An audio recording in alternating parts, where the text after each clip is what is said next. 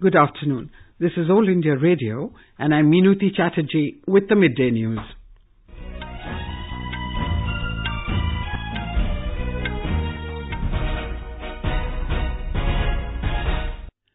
The headlines. Prime Minister Narendra Modi invites leaders for G20 summit in India in 2022 during its 75th year of independence. US and China agreed to address trade disputes to hold proposed increased tariffs from next month, pending new talks. G20 signatories to Paris Agreement on Climate, except the US, pledge full implementation of the pact. Nations urge for action at UN climate talks in Poland beginning today. Conducting free and fair elections a top priority, says new Chief Election Commissioner Sunil Arora. And in Men's Hockey World Cup, India to meet Belgium and Canada takes on South Africa this evening. India will host the G20 summit in 2022 when the country celebrates its 75 years of independence. In a tweet, Prime Minister Narendra Modi invited leadership from across the world to come to India, the world's fastest growing large economy, and know its rich history and diversity, and experience the warm Indian hospitality. Mr. Modi said he looks forward to welcoming the world to the summit in that special year. Bharat की आजादी के 75 साल है और इसलिए हमने Italy से request की थी कि अगर 21 के बजाय 22 अगर भारत को मिलता है, और मैं इटली का बहुत आभारी हूं कि उन्होंने हमारी रिक्वेस्ट को स्वीकार किया और इस प्रस्ताव को जब आपने सबके सामने रखा तो सबने भी इसको स्वीकार किया, इसलिए मैं बहुत आभारी हूं। और 2022 जबकि भारत की आजादी के 75 साल होंगे, एक बड़ा महत्वपूर्ण अवसर है। उस समय विश्व के सभी लीडरशिप भारत आए। South African President Cyril Ramaphosa will be the chief guest at the 2019 Republic Day celebrations in New Delhi.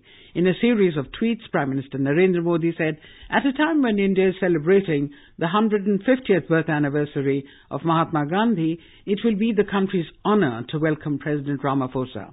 Mr. Modi said Mahatma Gandhi's close links with South Africa are well known, and Mr. Ramaphosa's visit will further cement business and people-to-people ties between India and South Africa. The Prime Minister stressed the need for G20 countries to opt for reforms in the World Trade Organization.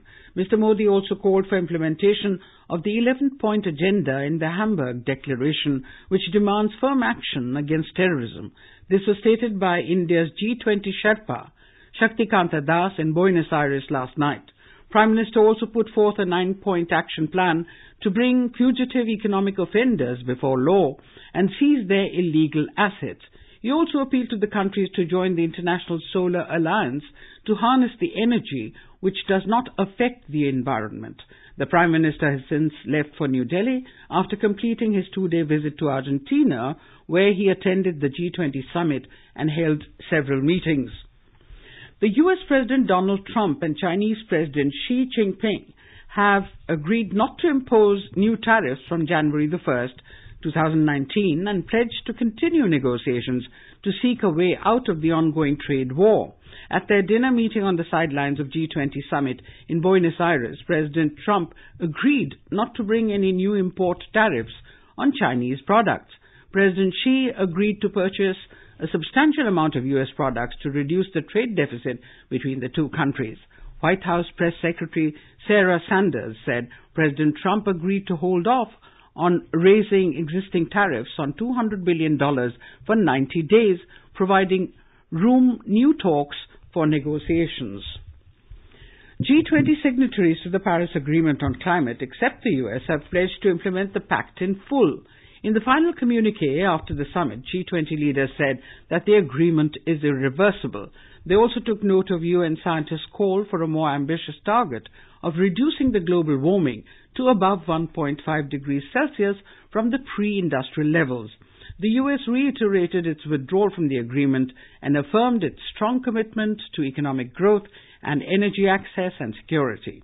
Meanwhile, amidst dire warnings of impending environmental disaster, representatives from nearly 200 nations are gathering at Katowice, Poland today for the UN Climate Summit to firm up their plan to prevent catastrophic climate change. Here is a desk report. The UN Climate Summit at Katowice comes at a crucial juncture in mankind's response to global warming. The smaller, poorer nations that will bear the devastating brunt of climate change are pushing for richer states to make good on the promises they made in the 2015 Paris Agreement. The countries had committed to limit global temperature rises to well below 2 degrees Celsius and to the safer cap of 1.5 degrees if at all possible. Experts say with only a single degree Celsius warming so far, the world has already seen a crescendo of deadly wildfires, heat waves and hurricanes made more destructive by rising seas. Recently, the UN's Environment Programme had said the voluntary national contributions agreed in Paris would have to triple if the world was to cap global warming below 2 degrees Celsius. For 1.5 degrees, they must increase fivefold. According to experts at Katowice, nations must agree to rule book palatable to all 183 states which have ratified the Paris deal. Tripti Srivastava, News Desk. This is All India Radio giving you the news. For quick news updates round the clock, follow us on Twitter handle at AIR News Alerts. You can also log on to our website, newsonair.nic.in.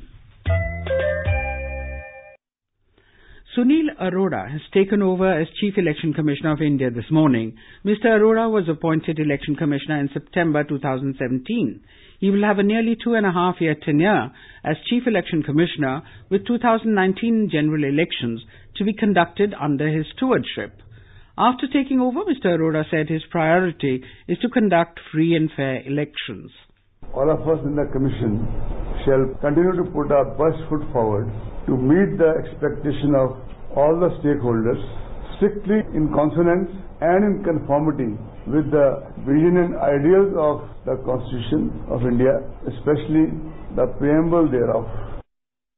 Mr. Arora has served in several key positions as a bureaucrat, including Secretary Information and Broadcasting and Skill Development and Entrepreneurship, and Chairman and Managing Director of Indian Airlines.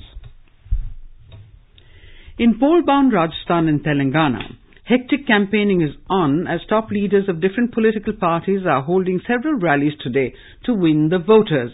In Rajasthan, both the main parties, BJP and Congress, have deputed many central leaders to lead the campaign.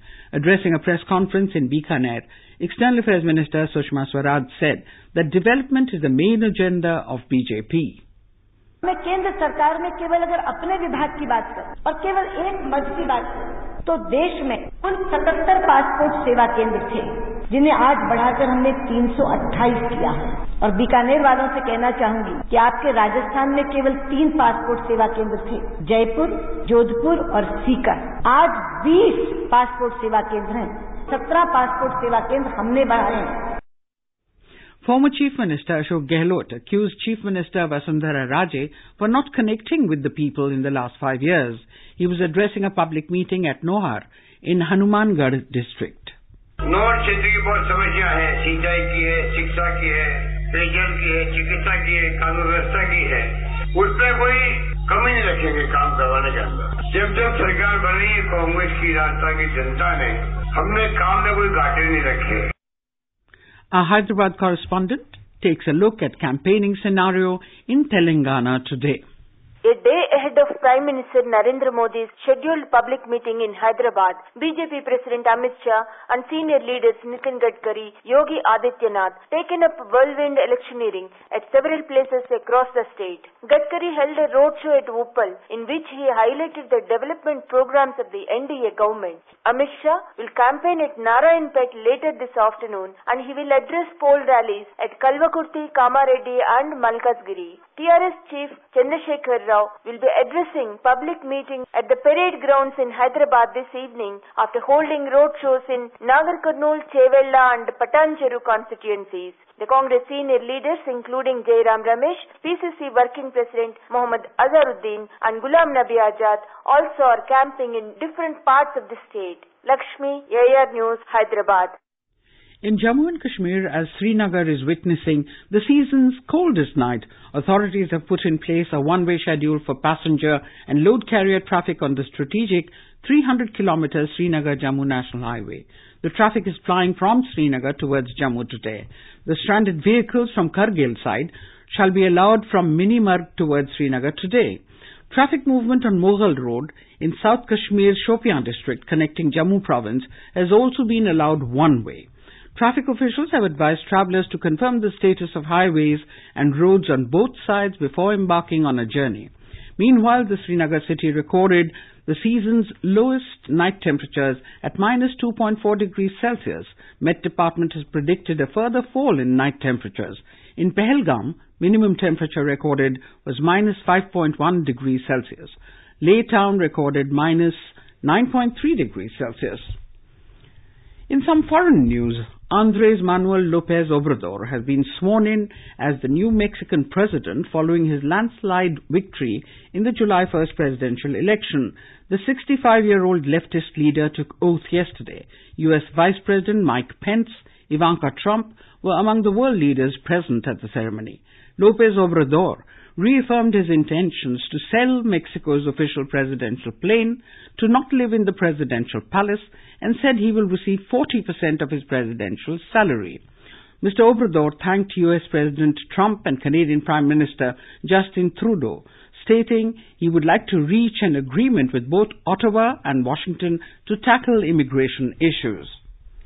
In Afghanistan, 18 people, including 11 terrorists, have been killed as clash erupted between security forces and the Taliban in the northern Faryab province.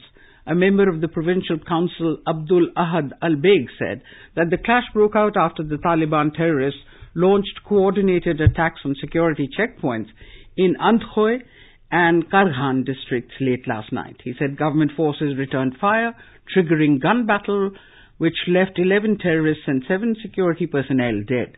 He said 11 security personnel and nearly 24 more terrorists have been injured, the officials said. In another incident, at least 37 Taliban terrorists were killed and a number of others suffered injuries in the southern Kandahar province after their own bomb-laden armored vehicle suddenly exploded. According to the Khama Press news agency, the incident took place near the province's Maroof district bordering Pakistan. The Taliban has refuted the reports of the blast.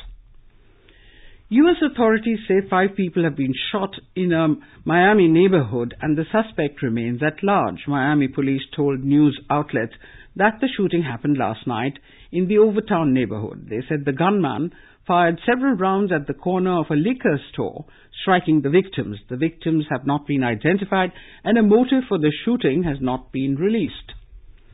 India will clash with Belgium in their second group match of the Men's Hockey World Cup at Bhubaneswar this evening. The game will begin at 7 p.m. India currently sit at the top of Pool C following their stunning 5-0 victory over South Africa.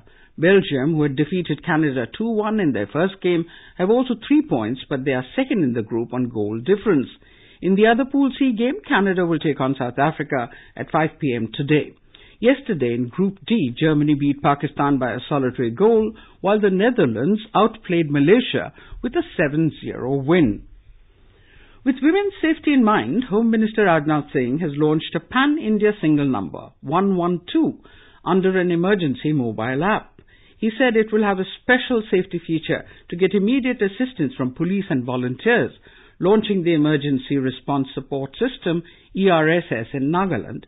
Mr. Singh said a shout feature has been made available exclusively for women in the mobile app. It is connected to ERSS.